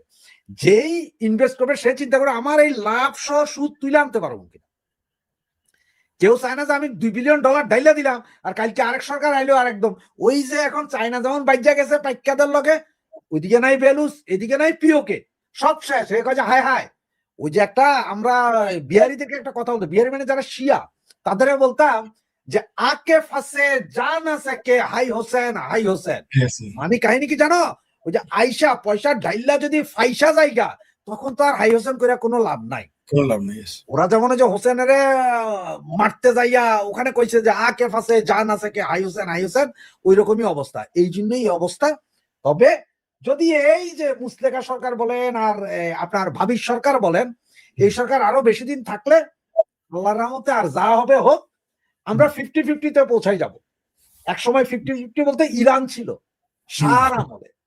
শাহর আমলে ইরানে ছিল 50% টুপিওয়ালা আর 50% যেটাকে বাংলা ভাষায় পতিতা বলেন। ইরান পতিতা ভিত্তিতে সেরা ছিল। আমরা ব্যাংককের মতো হয়ে যেতে পারি আর বছর খানিকের ভিতরে, এছাড়া কোনো উপায় নেই। আর আপনাদের যারা আব্বা কালকে একটা রিপোর্টে বললাম এইডস রোগী পৃথিবীতে যা আক্রান্ত তার মধ্যে 40% পাকিস্তানে, মানে পাকিস্তানে এইডস এর রোগী, সারা পৃথিবীর 40% এইডস এর রোগী পাকিস্তানে। সেটা থেকে আমরাও আর বেশি দূরে যাইতে পারবো না বলে মনে হয় আর কি, যদি আর অল্প কয়েকদিন চলতে থাকে। ধন্যবাদ মাসুদ ভাই। জি রাশেদ হায়দার ভাই, ফরিদ ভাইকে একজন একটা কমেন্ট করেছে, এটা শেষ কমেন্ট, আর কোনো কমেন্ট আপাতত আজকে আর নেব না, আমাদের অনেক সময় হয়ে গেছে। তিনি বলছেন, এটা বাংলাদেশের কমেন্ট, ফরিদ ভাই আওয়ামী লীগের 40% মানুষ ভারতে কি জামাতের আদর্শ ধারণ করে, আপনি কি তাই মনে করেন? আপনার পার্সেন্টেজ নিয়ে আমার দ্বিমত আছে, কিন্তু আপনার কথাটা একেবারে মিথ্যা নয়।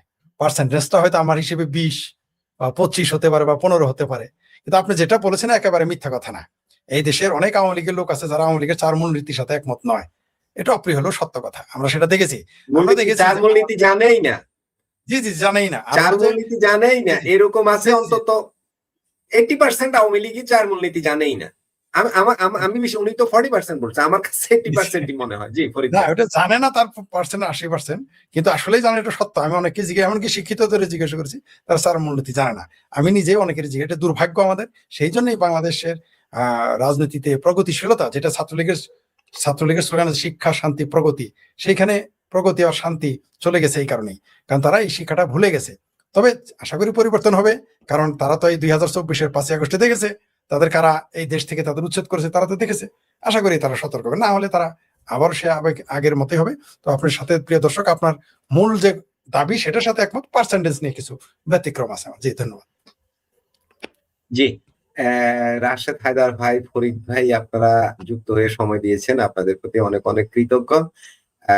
এবং অনেক দর্শক যারা এতক্ষণ আমাদের আলোচনা শুনছিলেন, লাইক কমেন্ট শেয়ার করেছেন, সাবস্ক্রাইব করেছেন, আপনাদের প্রতি অনেক অনেক প্রীতি ও ভালোবাসা। দর্শক আজ এখানেই শেষ করব, দেখা হবে পরবর্তী লাইভে। সে পর্যন্ত সবাই ভালো থাকুন, সুস্থ থাকুন এবং নিরাপদে থাকুন।